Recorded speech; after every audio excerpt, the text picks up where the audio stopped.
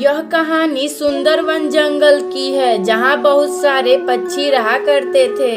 उसी जंगल में एक कालू नाम का कौवा अपनी पत्नी सुंदरी कवि के साथ रहता था। कालू कौवा पहले अपनी पत्नी सुंदरी कवि को बहुत प्यार करता था, लेकिन अब वह कालू कौवा अपनी पत्नी सुंदरी कवि को भी बांझ होने का ताना दिया करता था।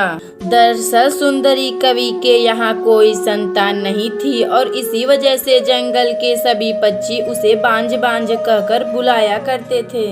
एक दिन की बात है, सुंदरी कवि कुछ मीठे मीठे अंगूर खा रही थी तो तभी कालू कौवा उसे ताना मारकर कहता है, मैंने क्या क्या सपने देखे थे। मेरा भी बेटा हो तो मैं उसे अपना ही नाम देता, लेकिन मुझे क्या पता कि मेरी पत्नी बांझ निकलेगी। सुनिए कालू जी, संतान का होना या ना होना मेरी बस की बात थोड़ी न है। अगर हमारी भाग्य में संतान होगी तो हमें जरूर मिलेगी। अब जाओ अपना भोजन लाओ, मैं कहाँ कहाँ से तुम्हें भोजन ला दूंगा। पति जी, सभी के पति ही भोजन लाते हैं, आप कौन सा मेरे लिए अकेले भोजन लाते हो। एक बार मैंने कह दिया तो कह दिया, जाओ अपना भोजन लाओ।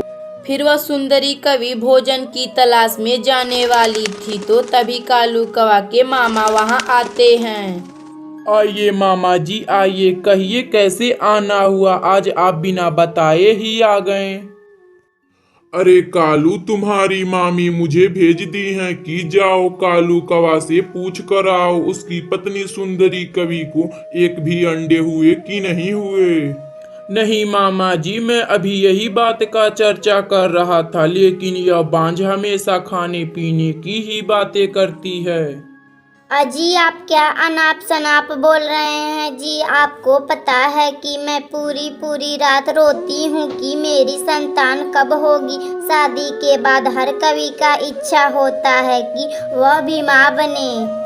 कालू, मेरे पड़ोस में एक कवि रहती है, उसकी भी उम्र कम है, वह शादी करना चाहती है, उससे मैं तुम्हारी बात की हूँ। मामा जी, ये आप क्या बोल रहे हैं। आप मेरे घर सौतन लाने वाले हैं। तो क्या करूं, जब तुम एक बांझ हो गई हो तो आज तुम्हारी शादी के 3 साल बीत गए और तुम्हारा एक भी औलाद नहीं हुआ।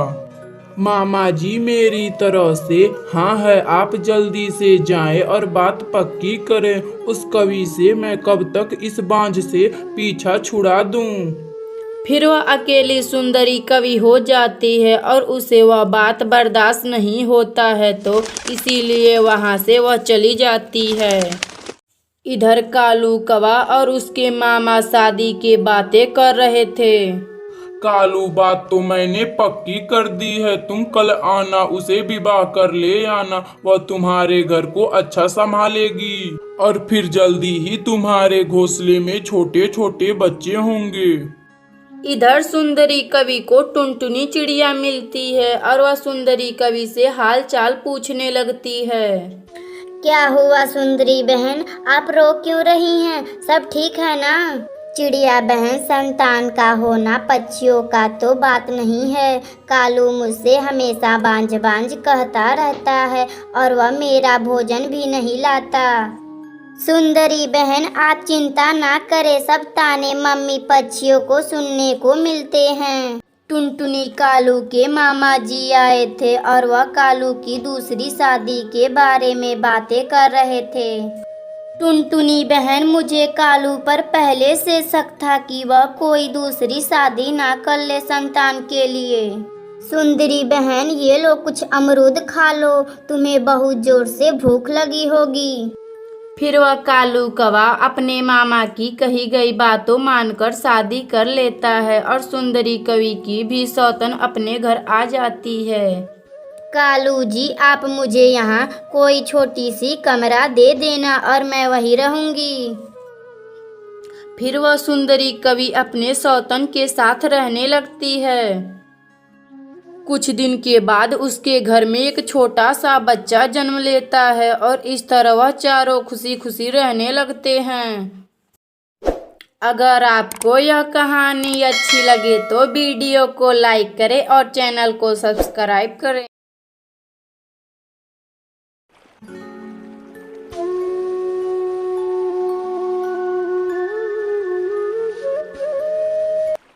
चंपकवन के जंगल में एक कल्लन कवि अपने पति बंटी कबूतर और अपने बेटे कालू कौवे के साथ रहती थी।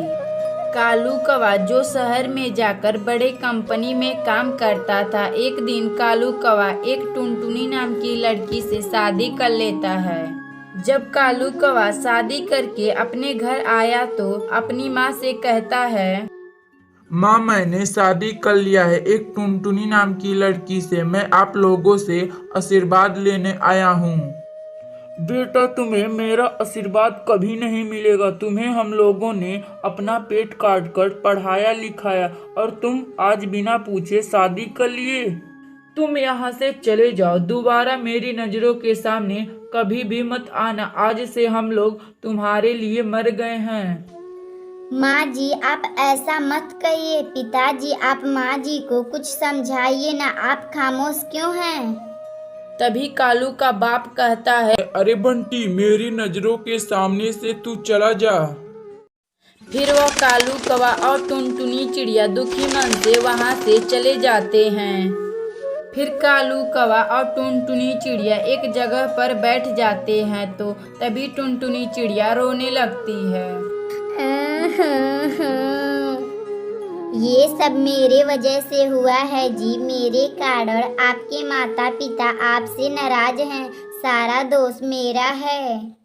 बंद करो अपने पे दोष लेना टुनटुनी। चलो अब हम यहाँ से चलते हैं शहर में, एक किराए का घर लेकर वहाँ रहेंगे।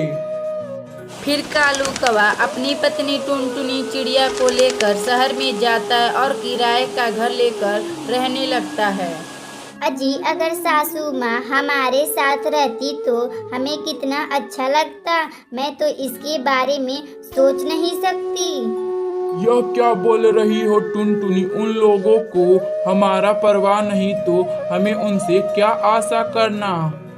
और इसी तरह कालू कौवा और टुनटुनी चिड़िया की शादी को 2 साल बीत जाते हैं। कुछ दिन बाद टुनटुनी चिड़िया 2 अंडे देती है, उनका बहुत ख्याल रखती है। 1-2 महीने बाद उन अंडों में से 2 बच्चे बाहर निकलते हैं। टुनटुनी चिड़िया अपने बच्चों को देखकर बहुत खुश होती है। इस तरह धीरे धीरे कुछ दिन बीत जाते हैं और एक दिन कालू कौवा बीमार पड़ जाता है। टुनटुनी, अब लगता है कि मैं नहीं बचूंगा। अगर मैं मर जाऊं तो तुम माँ बाबूजी के पास चली जाना।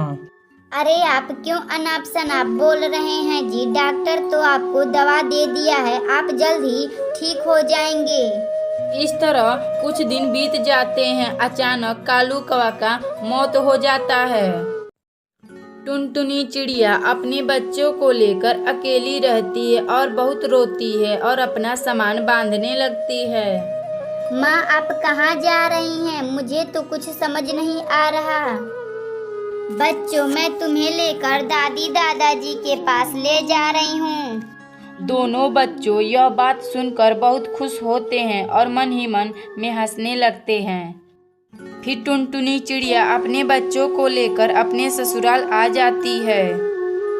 क्यों रे डायन, तुम्हें मेरे बेटे को खाकर तुम्हें चैन नहीं मिला कि अब हम दोनों को भी तुम खाने आई हो? फिर वह बबली कबूतरी टुनटुनी के बेटे को रख लेती है और उसकी बेटी और माँ को बाहर निकाल देती है। फिर वह टुनटुनी चिड़िया अपनी बेटी को लेकर वहाँ से आ जाती है और वह एक पेड़ पर बैठ जाती है। माँ, अब हम लोग कहाँ जाएंगे? फिर टुनटुनी चिड़िया को नीचे मिट्टी दिखाई देती है, उससे एक प्यारा सा घर बनाती और उसमें रहने लगती है। अगर आपको यह कहानी अच्छी लगे तो वीडियो को लाइक करें और चैनल को सब्सक्राइब करना ना भूलें।